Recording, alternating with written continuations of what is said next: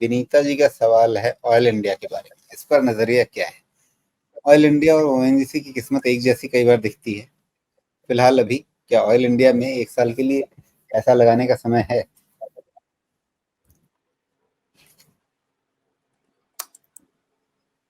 Oil India 1 साल,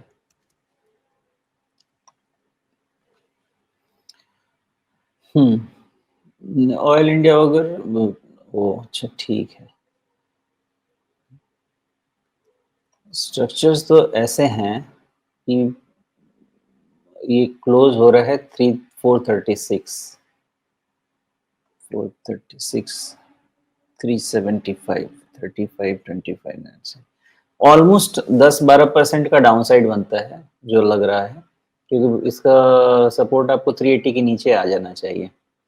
और बाकी ये जो परेशानी है 500 की है, 500 के ऊपर में आपको इसमें चाल बनता हुआ दिख जाना चाहिए। तो 500 के पहले तो मूवमेंट बहुत ज़्यादा एक्सपेक्ट नहीं करना चाहिए मुझे लगता है। तो 500 और दूसरा नीचे मैंने क्या बोला था? 500 और 375, यानी 375 टू 500 करीब-करीब 125 रुपीज़ का एक कंसोलिडेशन आप एक्सपेक्ट कीजिए। ये चलना चाहिए थोड़े लंबे समय तक। 1 ईयर के हिसाब से 500 क्रॉस करने दीजिए, तभी उसका व्यू लिया जा सकता है, लेकिन पॉसिबिलिटी है इनके थोड़े और अपसाइड की। 500 की है, उसके पहले नहीं व्यू नहीं ले पाएँगे।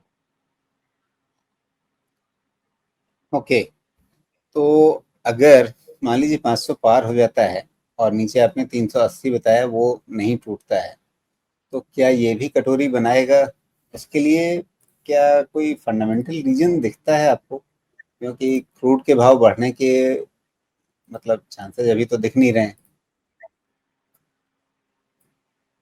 तो ऐसा फंडामेंटल रीजन क्या हो सकता है जो इसको वापस 750 के ऊपर ले जा सके, अगर ये कटोरी इसे बनानी है? और 500 पार करने के बाद क्या ये पूरी उम्मीद रख लें, या जरूरी नहीं है कि जहां भी नीचे गोल पेंदा दिखे वहां कटोरी बन ही जाए?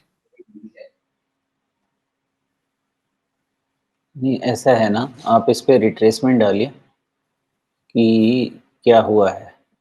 ये जो लो अभी था इसका, एकदम पहले जो 42 रुपए के लो से एकदम सही जहाँ से शुरू है पूरा साइकिल, ये तो पूरा साइकिल इसने कंप्लीट कर लिया और 320 पे इसने पूरा रिट्रेसमेंट ही कंप्लीट कर लिया। तो ये मोस्टली मुझे लगता है कि ये आपको टाइम पास ही करने वाला है। ओके, तो इसके पास कोई ऐसा ना फंडामेंटल ना टेक्निकल कोई रीज़न मुझे नहीं दिखता कि इस रेंज से बाहर जाए। अब मैं क्यों 375 के नीचे नहीं आ रहा, बिकॉज़ एक बारी 62% रिटेस्ट हो गया और वापस में 50% रिट्रेस करके ट्रेड कर रहा है 400 के ऊपर में। तो डेविएशन कितना दिया जाए? 5%, उससे ज़्यादा तो क्या डेविएशन देना चाहिए? इसलिए मुझे लगता है कि ये टाइम पास का स्टॉक ही बनना चाहिए। बहुत ज़्यादा मूवमेंट होने का कोई रीज़न होना नहीं चाहिए।